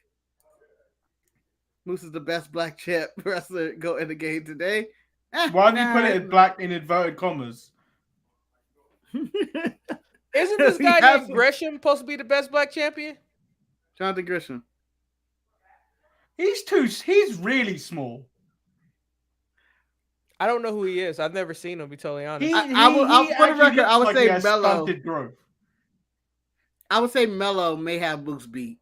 You know, Adam Cole, his tan last week might make him the best black champion. You know, that tan in that one hand. That fist, man. That was his ode to Black History Month, that fist. So I guess we should stop expecting to see black people when March happens on Wednesday. It's just all Thanos. Oh, I'm a little gassy. I'm Mr. sorry. Trick, I don't feel so good. All right, so it's the email goes, it's the guy who eats ice cream when he watches TV. Some say he's a peacemaker, a guy you can't see. He's a guy with his future in the palm of his hand. You know who it is, the Diz Man. What's really good, Sharpies, what's really good. Eric, before you continue, is this one of those emails that I need to have up as well, or is it all you this week? Oh, you. Let me go look and see. As we short circuit. Nope, Manny, it's just all me, I think, unfortunately. Hold on. Okay. I thought I saw Ric Flair in that image. You know what? That 24-year-old that's sleeping with Ric Flair, man. You don't know he's sleeping with I still found it funny that Ross said that was his live-in nurse. The big Ross man. Shout out to the big Ross man. Big Ross man. He says, what's really good, Shafi? What's really good? In this email, I want to ask you guys some questions, but I also want to answer some questions. For instance, you guys have been wondering why a lot of people aren't really feeling NXT the way you guys are. Well, before I answer that, let me preference my answer by saying that I, a hardcore wrestling fan, who is married to a very casual wrestling fan. Also, I have 2 children, a 14-year-old and a 10-year-old. So I pretty much have WWE target audience under my roof. Now, I can't speak for everyone, but what I think NXT problem is, we don't know what NXT is or even if it's worth it. What I mean is it another brand or is it developmental? If it's another brand, why doesn't it get respected and treated as another brand? If it's developmental, what constitutes someone moving to the next level? Not only that, but why would you guys like AJ Styles and Dolph Ziggler want to go there if they already made it to the main roster? Also, what if I, as a fan, get into a character? Will they inexplicably get moved up? If they do get moved up, will they be the same character as when I first was introduced to them? And if not, why did they change? Now, remember my wife, the casual fan, and my kids. Well, these are all questions that they have asked. Before we get to that question, can we touch on what the Disman said right there? Go ahead. It'd be very brief. NXT is clearly developmental. And they have stated, and you don't worry about the call-up. You know, the fan reaction is pretty much the call-up move. And I think they have synced up with the brand, with the front office of WWE and NXT of what they want to see out of their development now. Like, I think it has a direction, and these people will get pushed and be the same character on the main roster. And that's what's the inconsistency, is that Vince will see something on NXT. It's like, I don't really want this. That's not the character I want. And then they get to the show and it's all discombobulated. Now it's kind of more synced up and why the overhaul actually happened. Do you think that's why we're getting more dark matches and then like matches for main event to see kind of the fan reaction on a larger scale? Yeah. Rather than that just Orlando. Because and this is the thing that I was saying when it comes to the WWE product. This is where WWE and AEW differ. AEW is all about wrestling. And whatever wrestling that they have, their definition, they want to have the best wrestlers in their company. WWE is about characters, and they want you to develop a character, and they want you to learn how to work with that character. Even if you get to the main roster and we change your character, we want you to learn how to adapt and work with what we give you. What you do in the ring is whatever.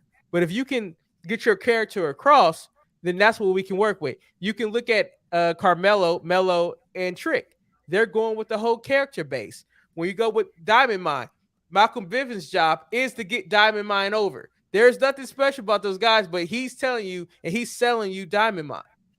I don't know, Eric. Those Creed boys. Those Creed boys. They up there, those Creed boys. Without Malcolm Bivens, them Creed boys ain't got nothing else going for them. Nah, I support the Creed boys before. I knew they were with Bivens already. But I support them Creed boys for the word jump. They look dangerous. I just miss Hatchet Man, because I don't know what he did, but we all need that. We all need that tough Asian in the corner. That's why we got Manny up in the top screen. He got shit going down for us. What a way to play that. Wait, what wordplay and strategy with that? Bravo, Asian man in corner. Somehow went to Manny up in the upper corner. Yeah, I mean, well done. Can I say that wasn't thought out? Marcus, as I told you guys before, I ride the vibes, man. I ride the vibes. Oh, yeah. So that's the. I guess we can move on. I'll go back. So, but the biggest question about NXT is, without mentioning AEW, from a storyline standpoint, what was wrong with NXT 1.0? These are questions my family would ask, but they aren't on the internet like that. So what should I say? Oh, this other company called AEW has a show called Dynamite, and it beat NXT 1.0 in the ratings, so they fired Triple H and all his associates and changed things around. Or even if I say they just wanted to change things up, my daughter would say, well, that's stupid. Why change something that's working? Well, the thing about NXT wasn't working is because NXT was not creating stars for the main roster. They were creating stars for NXT. And when NXT could not compete with AEW, it realized, then why are we wasting time making these stars for NXT when they don't help us in the long run, where they can't beat the competition and these players can't come to the main roster and help my company? And I think that's why 1.0 got scrapped, or why the black and yellow. Like, as for wrestling fans, I think black and yellow will always have a special place in their heart for them. Black and gold, man. Don't call it no yellow. Yellow's not tough. Do the Lakers call themselves purple and yellow? No, they call themselves purple and gold. You're right. You're right. I stand corrected. Wes says, as far as NXT, Mandy has never mattered more than she does right now and looks good. Mandy. It's crazy that Wendy Chu is more relevant than Xia Li or Boa. I like Crazy Dakota right now, and Raquel is a buster. I don't. Hey, Buster. Wendy Chu is still one of my favorite characters in the game, but I knew she wasn't going to win in her tag qualifying match with Dakota Kai. They will. They will. No, man. Look at the brackets. They ain't supposed to win. Look at that bracket. That bracket ain't gonna win. They're gonna win. They're gonna sneak one out. Upset. But Wendy Chu has got Dakota Kai in her feels because she wants to be her friend, it seems like. But the voices in her head are telling no. Manny, Wendy Chu is talking to Dakota Kai's imaginary partner, man. That's what's dangerous right there. I don't know what magical powers that is going down, but when Dakota said, you talk to her, I was like, shit, I can't wait for next week. That's like that's the ultimate crazy. That's R-Truth crazy right there. Yeah. She's basically playing R-Truth. But back to this man's question. It's more, NXT lost. Black and Gold brand, it was working for the hardcore wrestling fans, but they were getting their ass kicked in the ratings. The ratings, I can see someone looking at it. I'm losing in the ratings. I'm getting 600,000 views, and I have all this so-called A-level, top-of-the-line Ring of Honor rip-off talent that I have. And they're still just getting 600,000 views? Scrap all this shit. I'll put a bunch of rookies that I actually like. That's what I can see Vince doing that. Just going like, scrap all this shit. Scrap all of it. If I want to mold it the way I want it to be. Yeah, I want to get 600,000 views. Fuck it. Man, so scrap it. Why am I paying Adam Cole, Keith Lee, and all these people some of this good money or whatever they were getting paid just to draw me shitty ratings? If I let them go, let them go. And let's be honest with the shit. The wrestling community said, we want to see new stars. We want to see new faces and stuff like that. They said that, but they don't mean that. They want to see the same old faces. They just wanted to see them outside of WWE. So now WWE is taking a role where I'm going to create my own stars. I'm going to make my Mello. I'm going to make my Lash Lashes. I'm going to make my Tricks. I'm going to make my Creed brothers. And we're going to see where this goes. We're going to let JJ shine with GG. We're going to let this happen. Because we believe we're going to make Braun Breaker. Because I still would take Braun Breaker probably over half of the AEW roster. That wasn't in WWE. Better Mike, Hangman Page or Braun Breaker? Braun Breaker, man. I don't even have to think about that one. Damn. I can't stand the champion. I may squeak Hangman just really? A little bit above him. Just a little bit. Because Breaker has one note. He reminds me of Rey Mysterio. No, Breaker reminds me of Scott Steiner. Yeah, he can go full Steiner, but he can't do anything else. I've moved past the days of 80s promos, and I can't have man yelling at me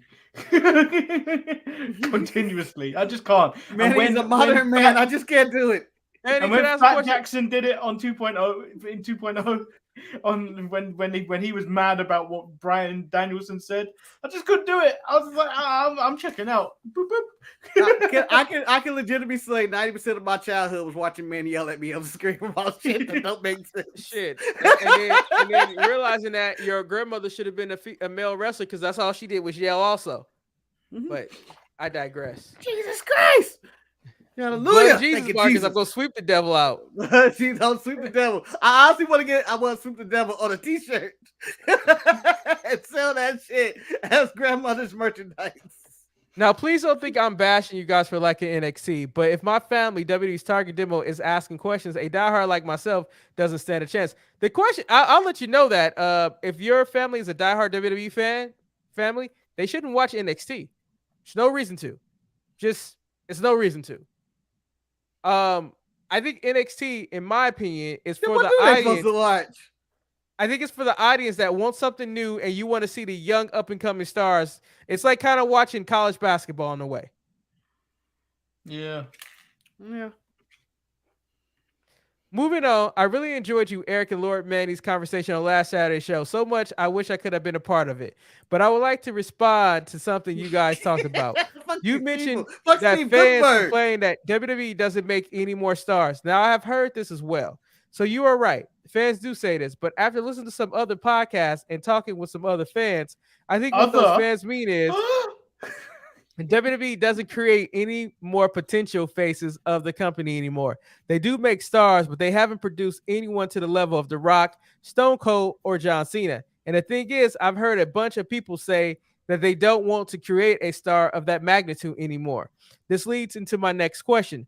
Brock Lesnar said people need to step up. I've also heard John Cena say it. Stone Cold said it, and Vince said it. So what exactly does step it up mean? And do you think the reason no one has stepped up is because they don't feel like there's a point to it? I mean, you guys talk about Zack Ryder getting over, but you also said Vince maybe didn't see any long-term money in him. But what about Big E or Coffee? And so it doesn't seem like I'm picking only black guys. What about Drew McIntyre? All these guys are former WWE champions, but are nowhere near Brock and Roman's level. And look at Ali. He tried to break out of the box, and now he's sitting at home.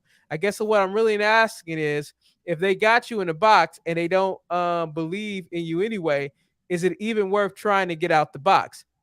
This man, the only way I'm going to answer that question, the one thing I've learned about hearing all these interviews about Vince is the one thing he likes is a fighter. So no matter if they keep putting you into the box, he still wants you to try to get out that box, even if he's not going to let you out and keep putting tape on that box. He wants you to keep trying. It's counterproductive, but that is who the man is.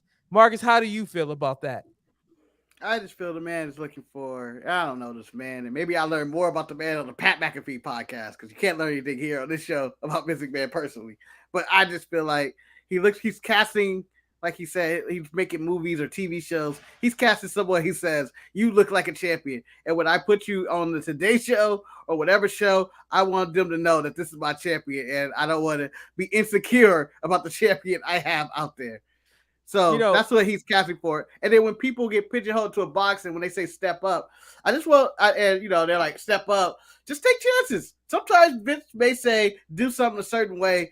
And you're like, all right, gamble and do it your way. See what happens. Just try to, make it your own. Believe in what your bullshit.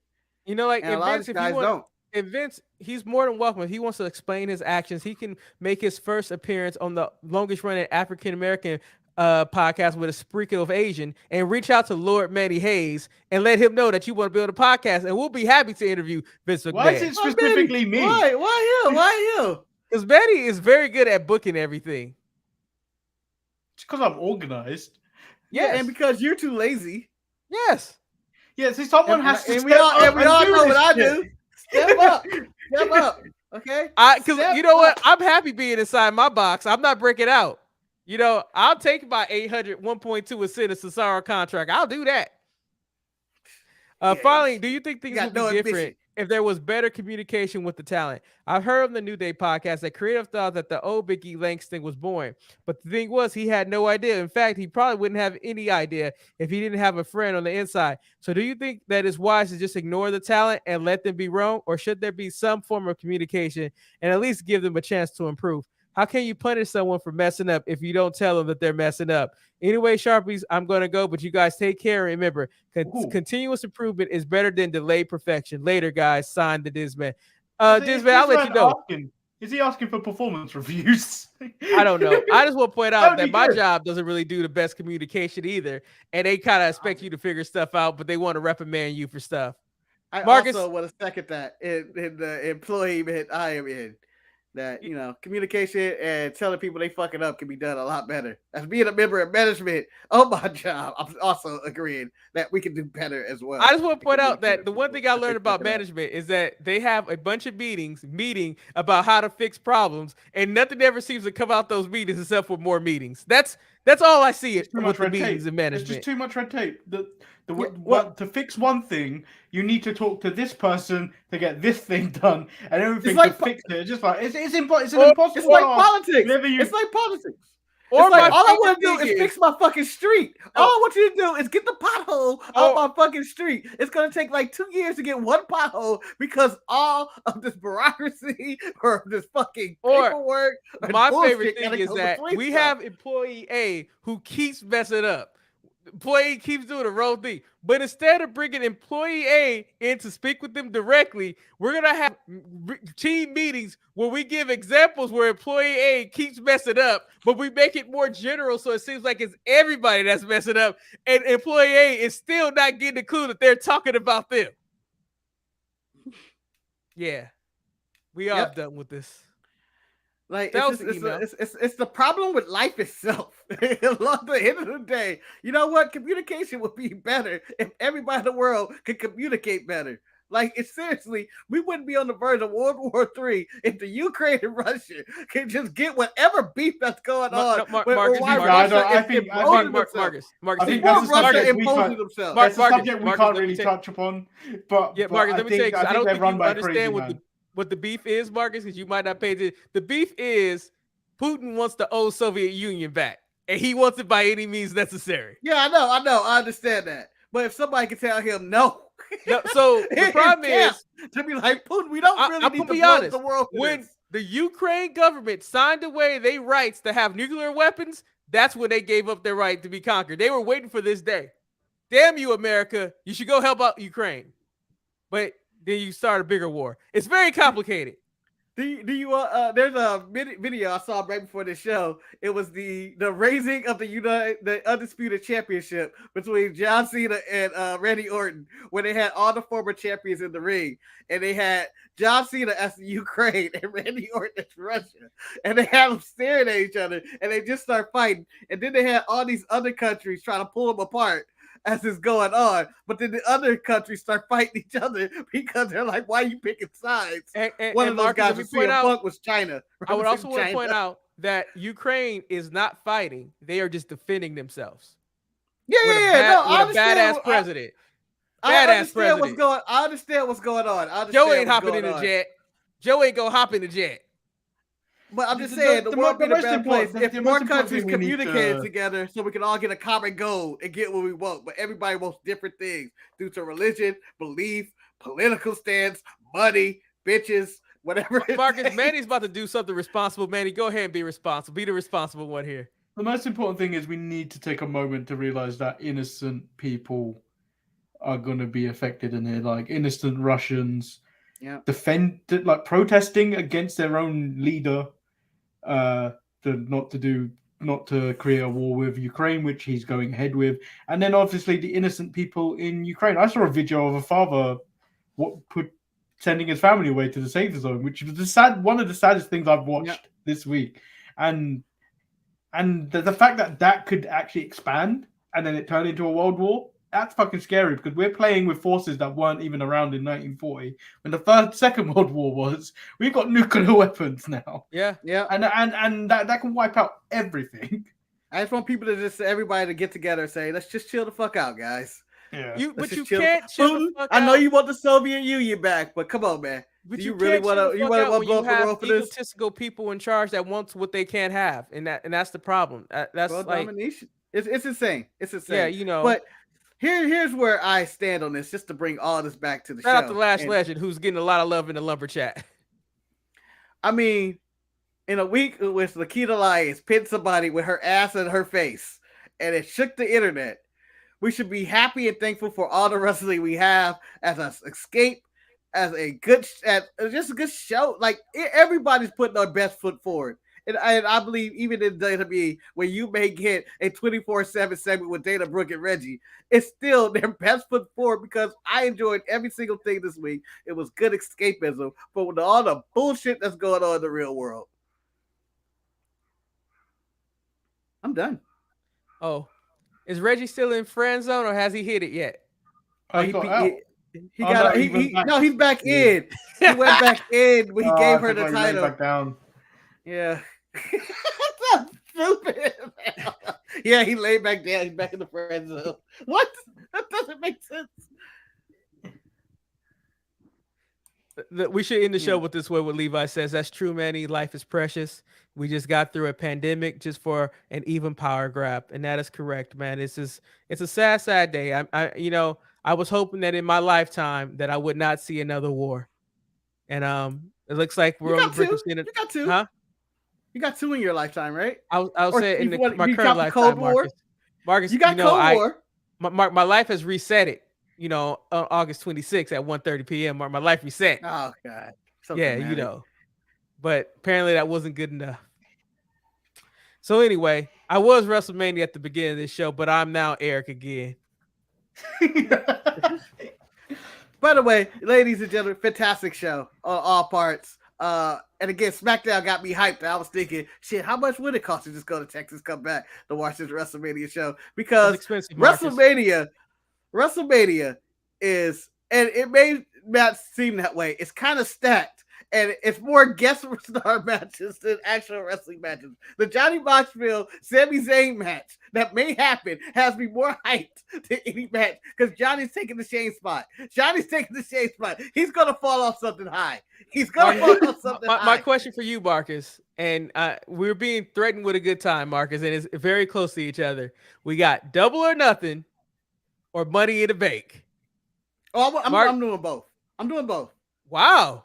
Baller. I'm gonna do both, and whether you're there or not, I'm going to do both because you go pay for rides too. I get all my fixes. No, that motherfucker still owe me two rents now.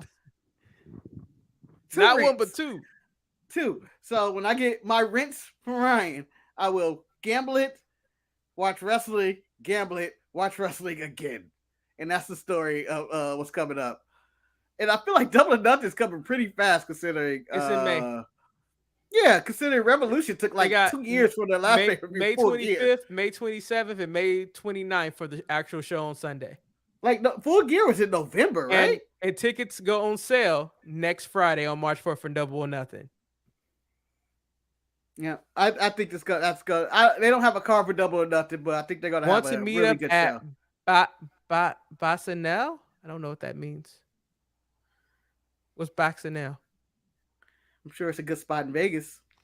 Well, Marcus, I'll be willing to try to go, Marcus. But even if you buy my ticket and I can't make it, ticket? We can raffle that ticket off. What do you mean? AEW tickets are cheap. They're starting $20. We're gonna have good seats, son. We're gonna be in the good seats in the T-Mobile Center. Last time I went to Vegas for Double or Nothing, I got into a match with a security guard, Marcus. I'm trying not to do that again. Yeah, but that was at the MGM Grand. This is the T-Mobile Arena. I'm bringing the cocaine. All right. On that note, that concludes the show. When Marcus wants to bring snow, remember you can email the show at thesharpshooters@gmail.com. Marcus activities of his own. They don't reflect the activities of Manny and myself. Manny only rocks G Fuel. You don't understand the Knife and the Powder show that we plan on coming out on this channel, where we're just tasting stuff on knives. This is what I'm about to invest my life in right now and probably die multiple times. Elden Ring. You ain't good at games. I know a guy. Yeah, you're terrible. I know a guy. He spent 6 hours on this game the other day and said he didn't even probably scratch the surface and died at least 7,000 times because it is that hard. It is. It's a Demon Souls game. And then he's like, it's free world. I ended up in a boss battle area that's supposed to be at the end of the game. This is bullshit. It's a fun Why game. do people like games like that? I need to understand because I hate trial and error games like that. Because Manny, it's all about that ability of overcoming the odds, man. When you get put into an insurmountable situation and you see this boss and you try multiple times to beat his ass and you can't. And so you know what you do? You walk away. You power up, and then you come back and you whoop his ass and you feel real good about it. Right there, my brother. That's inspiration. That's inspiration right there. That's something that I guess Rhonda doesn't do for you. Nah, she don't make me want to get my ass out the seat. But anyway, I can't wait for Charlotte Ronda. I think it's gonna be a hell of a match. If I didn't know I was gonna be so trash at this game, I would stream it on the Twitch thing. But I gotta figure out how to play the game first. You do that, and then I'll put it up, and then I'll just react to it, laughing at you every time. He died again. Fuck you, man. That's literally what goes on whenever I watch Eric play games. Yeah, dude, stream it, Eric. Please stream it. Please stream it. I'll stream on my Twitch and be laughing. No, because first of all, I never want to see you guys stream video games again. And you guys are horrible at it, and you look like you're having a horrible time, and we can't hear you or see you. But the energy that comes through seems like it is the worst experience ever. So, Manny, the thing is that in order for me to stream properly, I need to buy the real streamer thing instead of the one I used to use the webcam to do this show, because I can't deal with no lag and no Demon Souls. I mean, with Elden Ring. And I just don't I don't want to drop $70 on that thing either. The next game we stream though is us playing 2K in a triple threat. Wait, are you buying it? Tornado match. Huh? Are you buying 2K, it? The WWE 2K? Yeah. Okay, but we need. Are we doing creator wrestlers when we do this? Because we have to settle on average ratings because we cannot be all 99s. No, because Margaret, this is a very important. I need to know. Are you buying it? Well, I don't even know what console is for. It's for everything. You have an Xbox One. You could buy it for that. Get the Xbox One version that is I don't want to play Xbox One. So, because that's the thing about it, Marcus. I don't want to feel like I'm playing an old generation of video games. Oh, wait. Like, you guys are going to be playing with this. No, Marcus, I got to buy it for the Xbox so I can play with them. So, because I don't have you have the Xbox Series S. I have but the S doesn't get 4K like the X, like Manny got. Oh, yeah. But what I'm saying is, I'm going to feel like I'm playing fucking 32-bit images while you guys are playing in the modern era, in the metaverse, actually feeling the bumps. Then why don't you go by yourself? After the match, Eric gonna have hamburger chests. This is you all over again. Let me put it on. I want to be in 8K. Yes, it is. I want to be in 8K like you. Over me on this side of the screen on 720p take 5 seconds to download. So, Mark, are you trying to tell me? So, are you trying to tell me you gonna go out and spend $300 and probably $70 because the cheapest entry that you could have is the Xbox Series S, which is digital only, and it's $300 at Costco? What makes you think I'm gonna do streaming only, Eric? Taxes coming in, nigga. Well, because the problem is you can't find the X. Here by then. Although there. Once I bought the S, everybody just kept popping up. We got the X now. We got the X. And I'm like, fuck you. I just want a PS5 just to have it.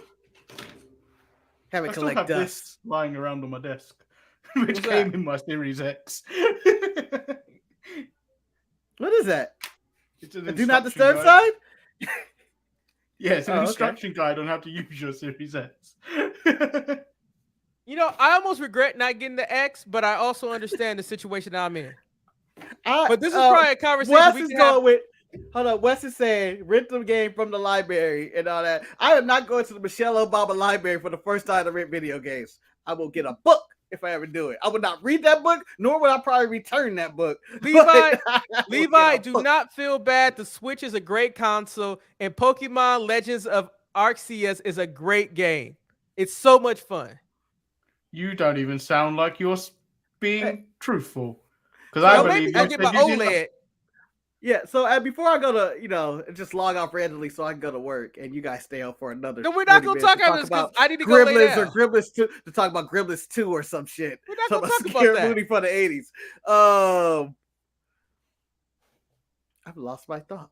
Damn it. Are you talking about what system you going to try to buy? No, it was something in that vein, but I forgot. Damn it. So, Mark, let me point out to you, like to let you know, a PS5. If you're about video game life, yes, it's the better console. I remember now. Go ahead. No, it was about when I start work and there's not much to do. Somebody's like, "Oh, you can just sit there and play your Switch," and I was like, "I don't have a Switch." Then they looked at me and I looked back at them and I squinted my eyes. They were like, "You look like a man that would have a Switch, though," and then walked away. And I was like, "Fuck you, fuck everybody."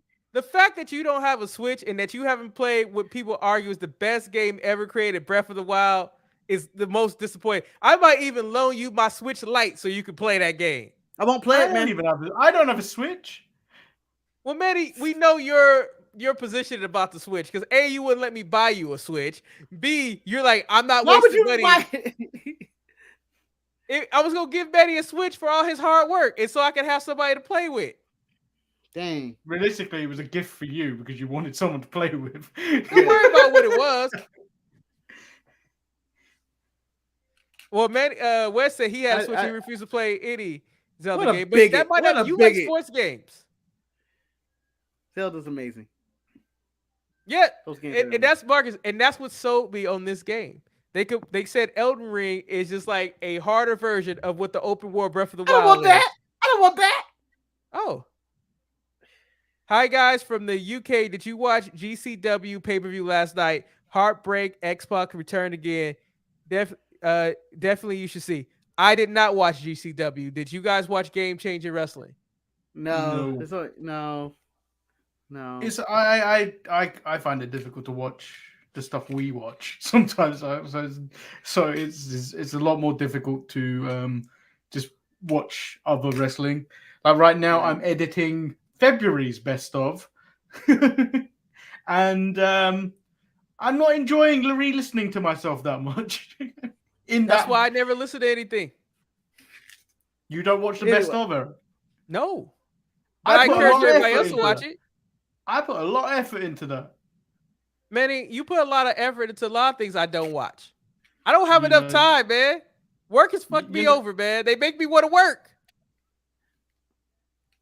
Anyway, if anybody's interested in doing a other podcast, which is about when we cover the other stuff in the world of professional wrestling. Have you not reached out to Jamal yet? No, I have not. Okay, I have not did my damn job. Okay, I've been busy teaching a class.